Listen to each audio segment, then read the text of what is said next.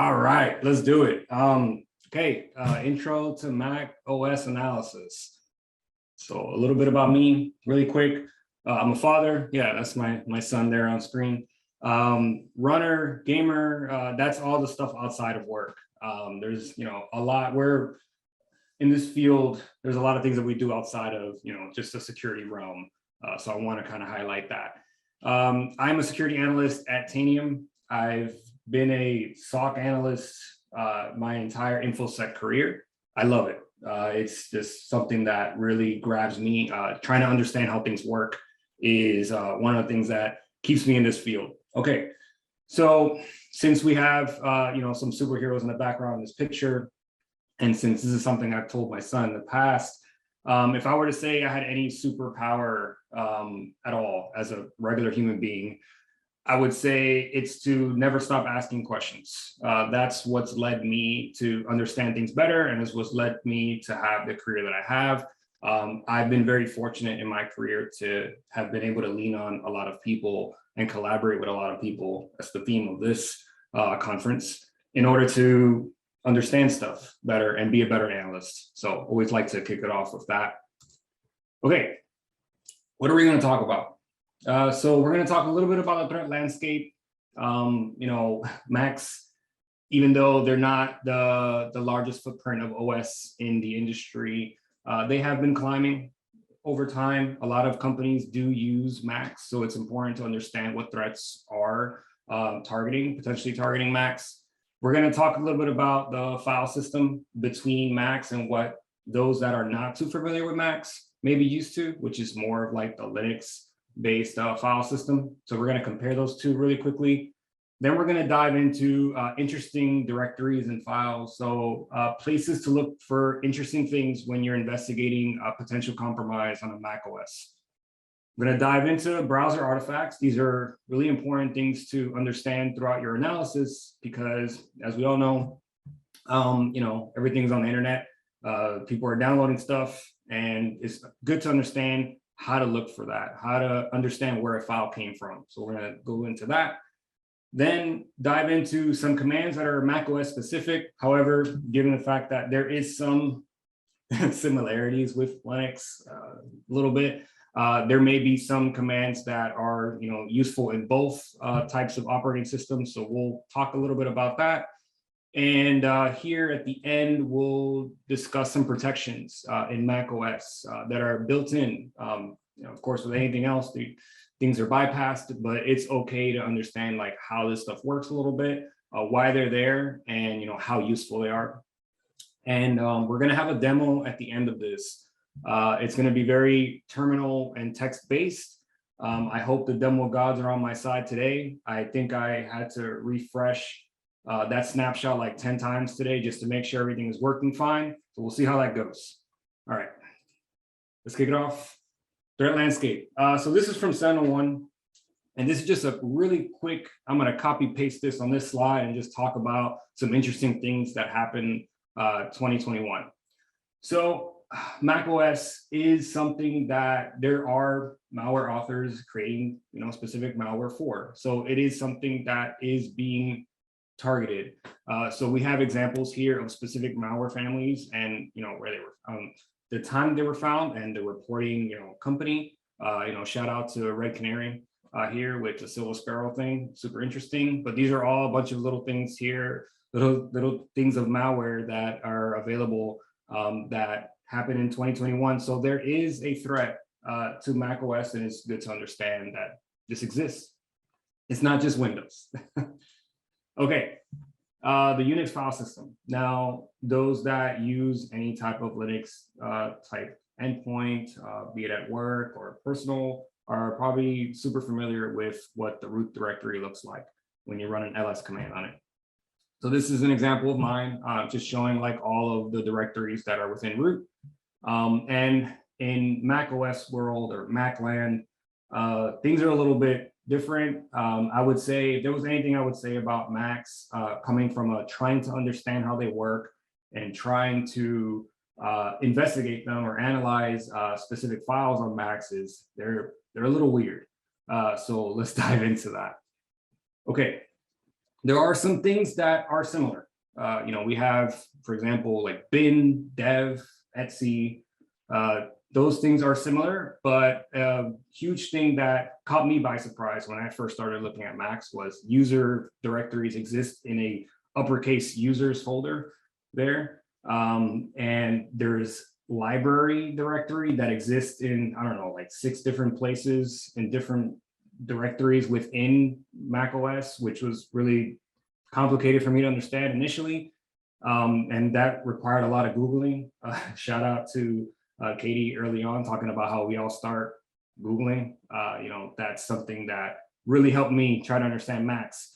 Then we have this interesting applications folder, which is anyone that's familiar with a Mac OS machine. Whenever you download, I don't know, for example, Google Chrome, a little pop-up will come up to your screen and say, hey, move this application to this folder. That's usually the applications folder, and applications are stored in there. So just something to keep in mind, things are different. So here are some interesting directories and some files. Now, there's a lot of text on the screen. I try not to do that too much, but I just wanted to talk through some of these a little bit. We're gonna dig into these files much more during a demo. But the first one right at the top is super interesting, and I love talking about that first.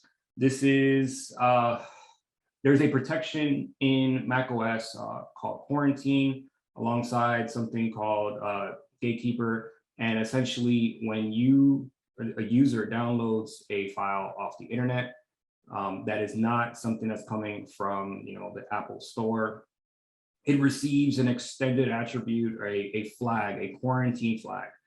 And this is captured by the macOS system, and it's utilized to prompt the user of when these files are attempting to execute. So it's basically a system in place to make you aware of files that are coming out of the Apple Store or away from the Apple Store. So we'll dive into that a little bit more.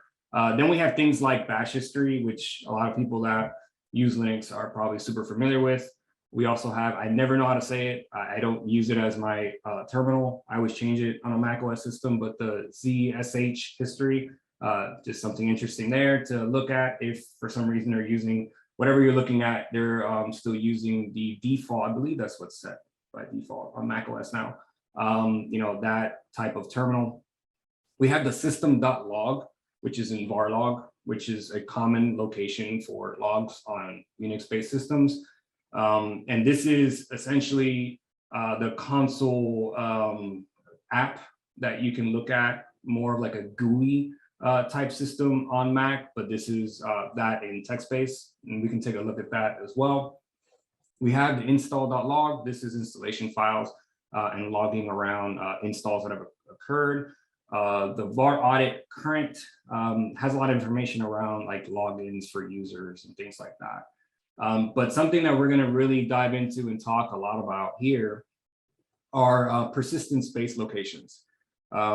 What's interesting is with these two locations, the launch agents and launch daemons, which we'll cover more in the next slide, is that they're used pretty frequently by malware. People that look into Macs and understand how Macs work and Mac malware, this is one of the first things that you look for to try to find evidence of either execution, because if there's persistence on the endpoint, you can assume pretty confidently that there has been some form of execution. So it's good to talk about these two. So that's a perfect way to dive into that next slide. Okay, launch agents and launch daemons. The way I try to look at these two is in the Windows world. I guess they're similar in nature to run keys. So launch agents, which is on the column on the left, these are loaded upon user login, right? So you'll see these majority of the time nested within a user's directory, and we'll talk about that during the demo, and I'll show that. And look, there's several different locations for this. There's a library launch agents. Then there's a whole other, specific protected directories within macOS systems that are in the system directory in root. And those are for launch agents that are provided by Apple. And then the one I just talked a little bit about before, which is very commonly seen in malware execution for persistence, is those that are in the user library directory. Then we have daemons or launch daemons, and these are loaded upon system startup. And there's two specific locations which you should see these, and that's in the library, and then the ones that are system library, which are the ones provided by Apple. So we're going to talk a little bit about these. These are really important. The files that exist within these directories are called plist files or property list files, and we'll discuss some commands that you can use in order to analyze those, because there's two different types of property list type files. One is text-based, and one is binary-based. Okay, browser artifacts. Now, there's a lot of directories here on this slide, but this is just really good information to have if you're trying to understand where something came from. So if you receive an alert, for example, that there's some malware that was installed on an endpoint, and you're trying to understand where this may have came from prior to the installation, and you have some form of evidence that it may have been in the downloads folder initially, so that's super interesting. That may have come from a browser, for example. So there are, I just put the four most common browsers here. Safari, of course, which comes with macOS, and Chrome, Firefox, and Edge. Now, what's something really interesting about the way that macOS stores data for certain things is it uses databases, and a lot of these are SQLite 3 databases. So Safari, the first directory all the way at the top, that history.db, is a SQLite 3 database. So is the one for Chrome, Firefox, and Edge. So it's good to understand a couple commands to help with that. So we're going to talk about that. Analysis of these databases, which we'll go through in the demo. So a lot of artifacts, as stated, are stored in these databases. Very simple commands. If anyone is familiar with SQL at all, you've seen this before. I never was, so I had to Google a lot of this stuff when I connected to a database for the first time on a macOS machine. So you can just, from the terminal, type in SQLite 3 and then point it to the database name, the directory where that database is stored. And first thing that I like to do when I get in there is I do a .tables, and that will tell you all the tables that are available within this database. You can also find column names, which is really helpful if you want to target specific columns with information that you're searching for using the .schema command. And if you just are like me and you are in the terminal and you just want to view everything, you can just do a select star from the table name that you grab from the .tables command. And then luckily you can do a Control F on a macOS terminal and just find specific strings that you want. I do that all the time. Just to get a little bit more fancy, you could do, you can match on specific search strings using the where and like for wildcards, which is super interesting if you want to get a more targeted search within a database. But these are some examples that you can use. Now, there's many more than these, but these are the ones that I've used the most to try to find where this came from, or try to understand, what download occurred at what time, which may have led to this file appearing on disk. Okay, so useful macOS commands. Now, there's many more than these. These are just some that I use more frequently. I don't know how to say the first one, xadder, I'm not sure, -L, and you point it to a file name. This gives you extended attributes of that file. This is where you can find the quarantine flag that I talked about earlier, which we'll go over in the demo.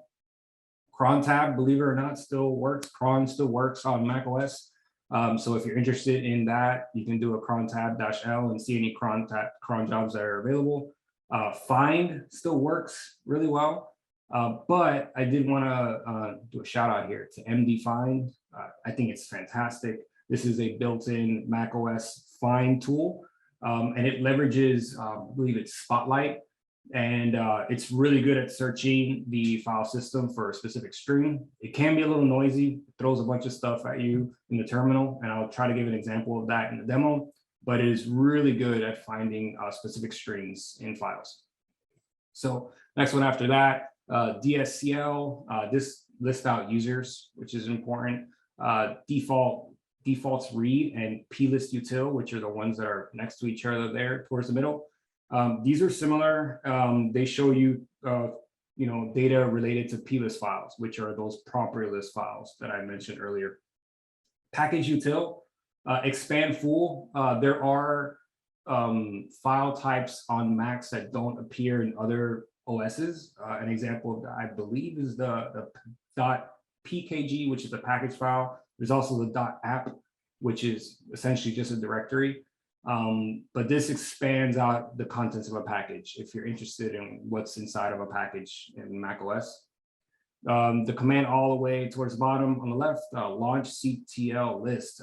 This lists out any running launch agents or daemons, and it's really important if you're trying to find on an endpoint that you're connected to or something like that, and you're trying to understand, what is running at this very moment. You can run that. It's really interesting.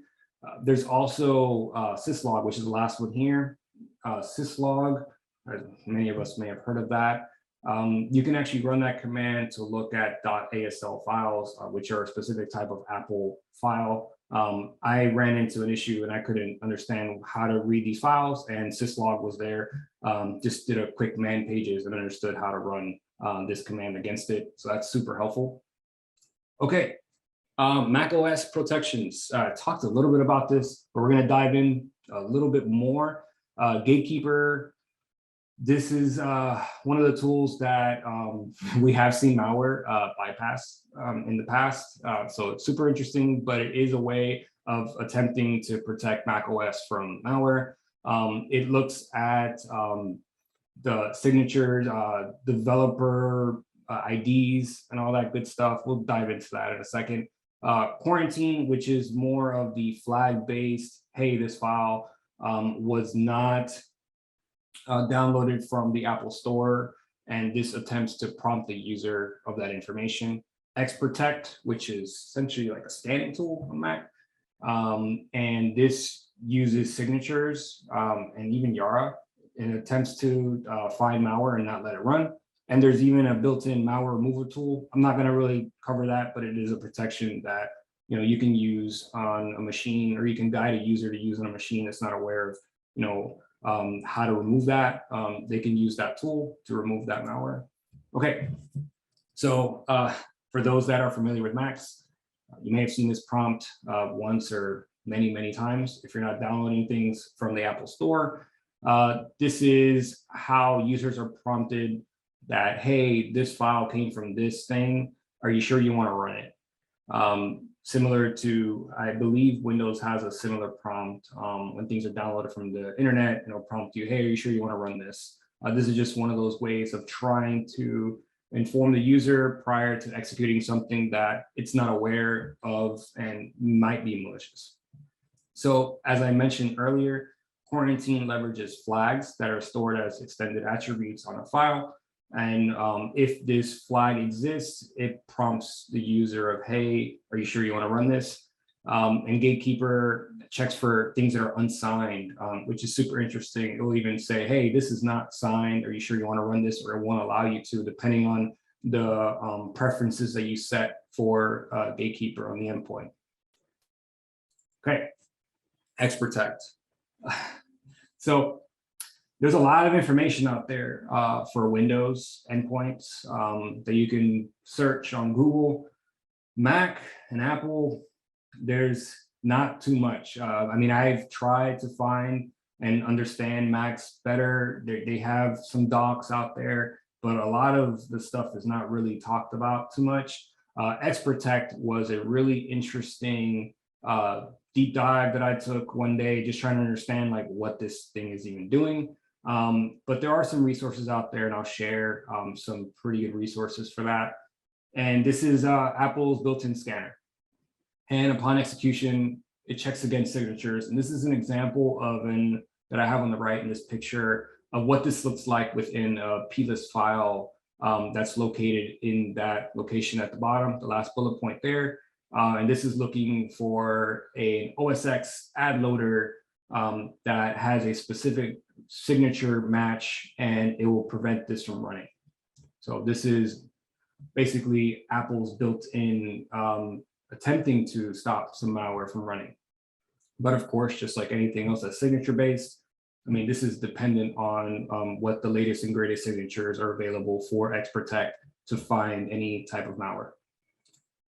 All right, shout outs. Before we dive into the demo, let's see how much time. Oh, I got time. Before I dive into the demo, I just wanted to give some shout outs. You know, Macs are interesting, a little bit weird, and I wouldn't understand Macs at all if it wasn't for a lot that has come from these three that I put up here at the top: Patrick, Jaron, and Howard. Patrick with Objective-C, huge shout out. If anyone is interested in how Macs work, you can just look up YouTube videos. He's given a lot of talks at different conferences about Macs. He has his site. There's a blog that he has there that's fantastic. He has some tools. It's amazing. And then under that, Jaron, there is a OS X incident response scripting and analysis book that I love. And that has helped me dive a little bit deeper into Macs. And Howard has, I hope I say this right, Eclectic Light. It talks about a lot of stuff there with Macs if anyone is interested. And given the screenshot I gave earlier, you know, Sentinel-1, I did want to do a quick shout out. If anyone is interested about different ways that Mac can establish persistence, or malware can establish persistence on a Mac, they have a pretty interesting blog that goes over some of these. Okay, so now we have arrived. We have the demo now. So what we're going to do here, we're going to try to keep it focused. I don't think we'll have time for more than just one specific malware, but we'll see what happens. We're going to run that file, and we're going to use the information that we have in this presentation to go over locations that are of interest while you're analyzing this specific type of malware, and hope you enjoy. So I'm going to stop sharing my screen for 1 second. I'm going to pull up the VM, and I'm going to hope that the terminal window is easy to see. So I'm going to need some feedback on that in just a second, because I can increase the size. 1 moment, almost there. All right, sharing one more time. Okay, all right. Is this text good in size, or should I increase it? It looks good. I think if people zoom in, they got it, no problem.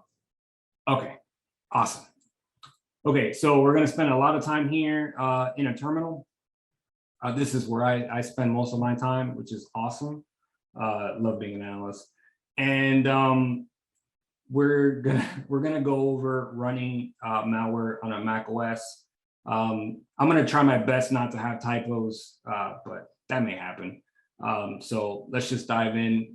There's going to be a folder here that I have in the desktop for Mac analysis. So we're going to go into that really quickly, and I'm going to talk about 2 specific tools that exist here. So these 2 tools are, they were created by Patrick, which I mentioned in the presentation, and they are tools that can help an analysis on a Mac. So there are 2 apps. The file monitor and the process monitor apps. And we're going to run these in the background while we execute the malware that we're looking at, which is going to be in this folder. Okay, so there's a lot of malware on here. That's just part of being an analyst, which is fantastic. And we're going to focus on Dazzle Spy. So cyber espionage type malware. I believe this was talked about for the first time around January. So this macOS VM is a little bit outdated, haven't updated it. So I don't think there's any Xprotect signatures for this. So we should be able to dive into this, no problem. And let's talk about the app structure.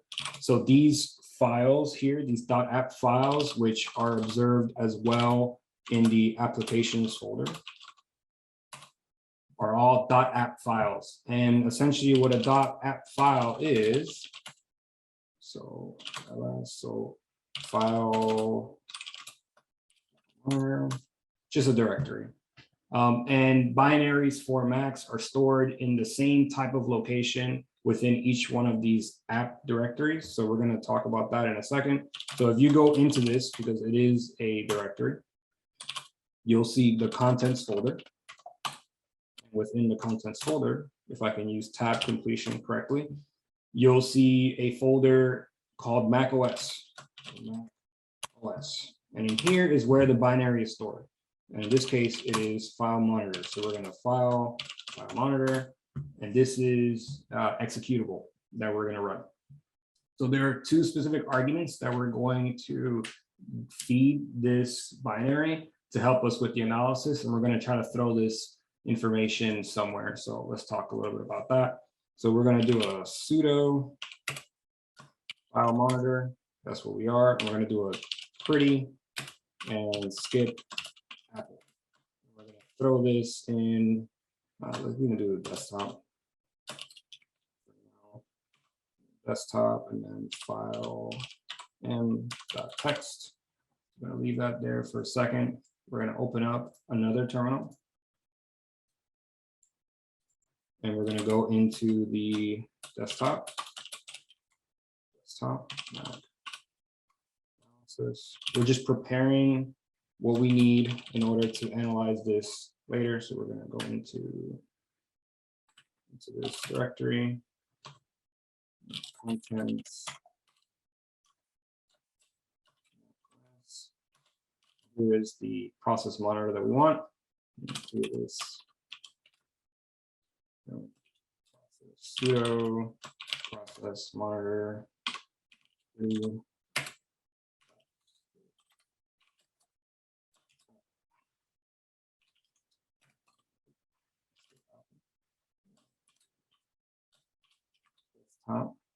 going to create a file, process, or just program. Okay, so we're going to leave this there for now. And we may need to change the attributes for the software update. So we're going to open up one more terminal, and we're going to just take a quick look at this software update file. A little bit of static analysis on this before we run the sample. Okay, so let's go into this folder, and it is on the desktop in a malware folder, and it is Dazzle. We have the readme.txt, which is something that Patrick provides you with, like, I believe we can just look at it. It shows you the blog and virus total, link for this specific sample, which is great. Okay, so something that we're going to run is we're just going to take a look at what this is, software. Okay, so we do know that it is an executable. In the picture, it does show that, but it's always good to run file against any type of file you're going to look at. And we can do strings. Why not? This is like the best tool in the world. And we are going to look at some of the contents within this file before we dive deeper. So we do see an IP address here, which is mentioned in the blog, which is super interesting. You can get a lot of information about a file just based on running strings on it. So there's a lot of stuff in here. We're going to try to see if we can find anything that mentions persistence locations. Oh, so here we go. So we see, and this is the first evidence here of a potential plist file that we talked about earlier in the presentation, which are propertyless files. And in certain locations, these are made to run, similar to run keys. And one of these locations is the library launch agents directory here. Okay, so we have some idea of what this may do. Okay, so we're gonna clear this up, try to make it look nice. Okay, now we're gonna actually move this over.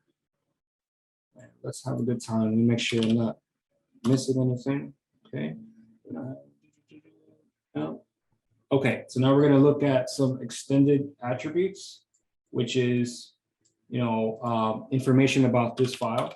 So xadder-l and software update, which is that file. And as we can see here, this is awesome information to have. This shows that this does have that quarantine flag, which means that if we attempt to run this, we're going to get a prompt and it may not allow us to run it. And we also can see here that this was potentially downloaded by a Safari application. So that's super interesting because we can take a look into that by going into the browser information for that. So within the home directory of the user, we have, what you would normally see, desktop downloads, documents, but then you also have the library folder. So we're going to go into the library folder. There's a lot of stuff in here. So we're going to go into the folder specific for Safari. Now, since this is built into macOS, it has its own folder, but a lot of applications store this type of information that we're looking for. So metadata or information about, what we're looking for, download type data, it will be stored in the application supports directory up here. But since this is built in, it has its own folder right in the library directory. So we're going to dive into that.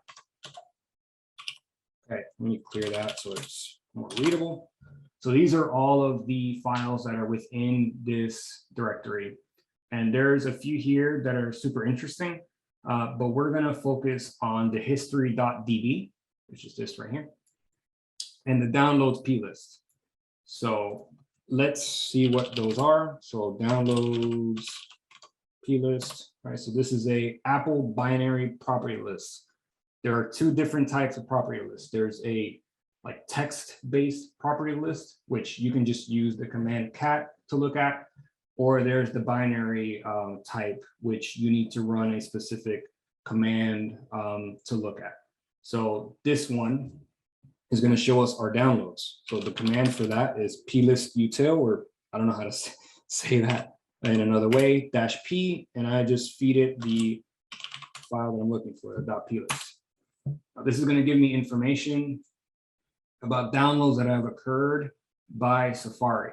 So this is for SysJoker, which was another example that I downloaded recently, and it shows where it came from. It gives you information about when it actually occurred. This is excellent information for downloads, and this is the specific sample that we're looking at here. And this is all available to look at within this directory. So the downloads.plist. Okay, so now let's clear this up. And we're gonna go into the history.db. So SQLite 3, which is the command that we want to use to connect to it. There's probably 1,000 ways of doing this. This is the way that I know how to do. So we'll see how this goes. Okay, so now we are inside of, or we're connected to the database.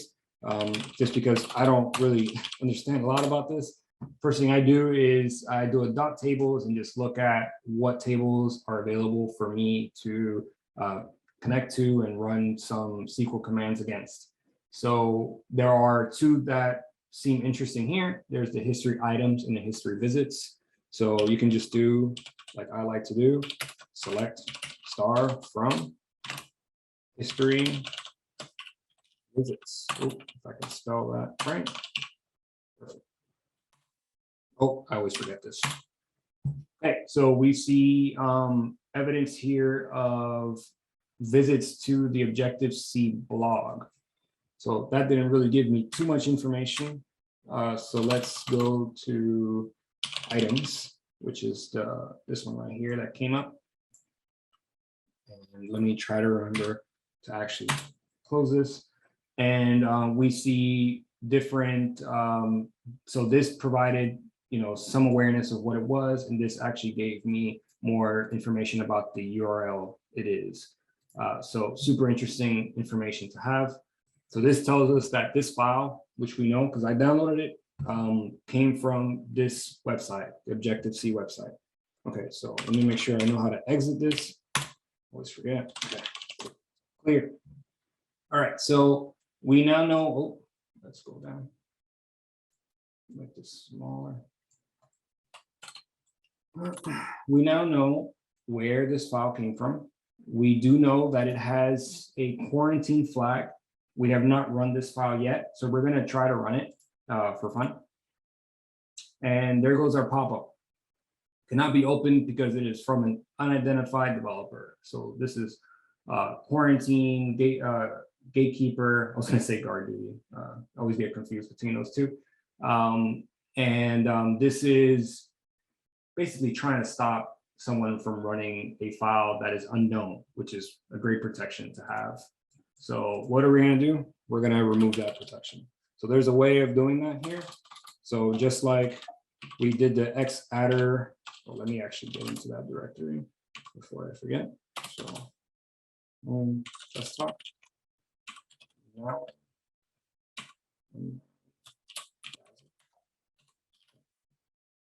so if we just run Xadder against it without the arguments, we'll see that com.apple.quarantine. So we're going to bypass that. Pseudo Xadder. And this is just for research purposes and for some fun. So we're going to bypass that protection with the running this as sudo. Okay, so now when we run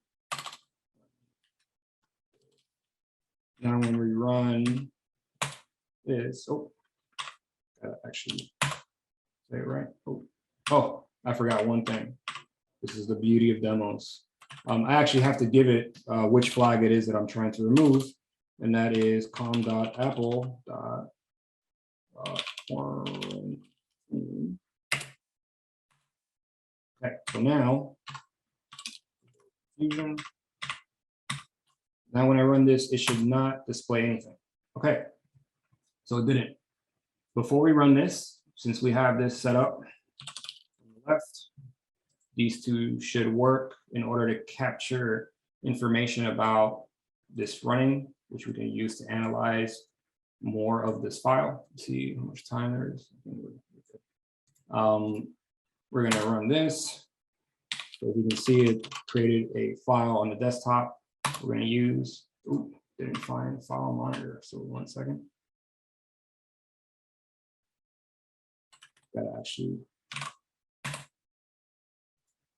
point it in the direction that it is.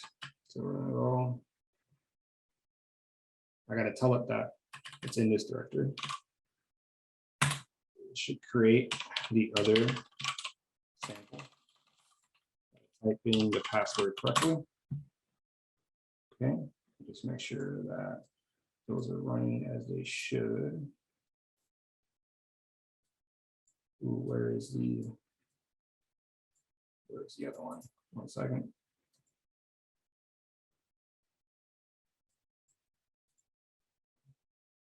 Oh, it's probably not there yet. Okay, so now we're going to run it. Okay, so that ran. Infected. Awesome. Let's have some fun. So when we viewed this file via a strings command, there's going to be a few terminals here. I'll do our best not to clog up the screen here. So we did see, so let's go into that folder. So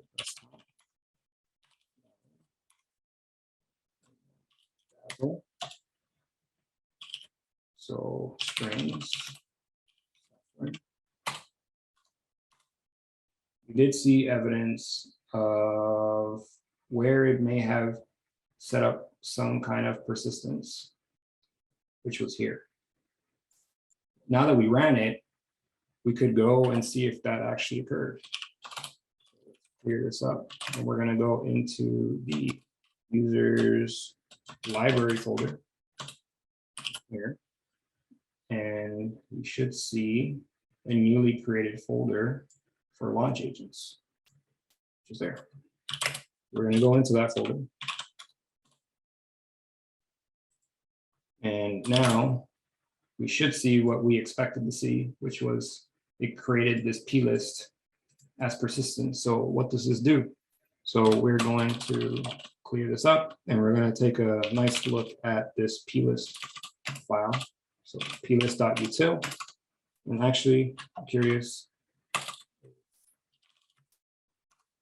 This is this is the other example of a property list file where it's actually something you can cat if you want to, instead of running the other one. And this is going to show, this was designed to run at load, which is the key for this. And it's going to run this binary from this location. So it appears that this was created within the users directory, or my directory, and it set the binary to be in that location. So let's see if that actually worked. So we're going to go into home for the user. We're going to show even hidden directories, which are the ones that have the directories that begin with a dot, and we can see the dot local in there. So let's go in there, take a look. Oh, I'm in there. All right, so we see a file is in here. And what kind of file is this? So it is an executable file. So now we should be able to view some of this in here. And I'm curious, since we ran this in the terminal, the process-based information, we should be able to see how it set this via the process level information. Should be able to. Software update. Boom. Ah, here it is. So here goes the creation and setting that the binary to be in that location. Even provides you, I believe, the PID for this if you're looking more in depth. And this is exactly what we should expect to see. And I wonder what the file-based information has. So we can go into, and then we have cat file m, and I'm curious if they mention that local. And there we have file-based information related to how this led to the execution or the creation of that, which we should expect. And I wonder what this looks like. I'm going to open it up here. This is probably going to be very noisy, since this is all file-based stuff. Oof, and that's going to cause some issues. We're not going to do that. We're not going to focus on that. Okay, so now we are at 44 after, and I wonder if we run this, we should expect here. We should expect to see that this has already been set to run. We should be able to do launch, if I can type it correctly, dash. Ooh, is it list? I don't remember. CTL batch.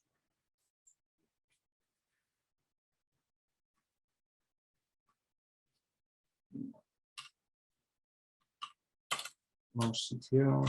I thought it was dash L. That's not going to work right now. I'm not going to dig too far into that. So I know we covered a lot there. I believe we're at 45.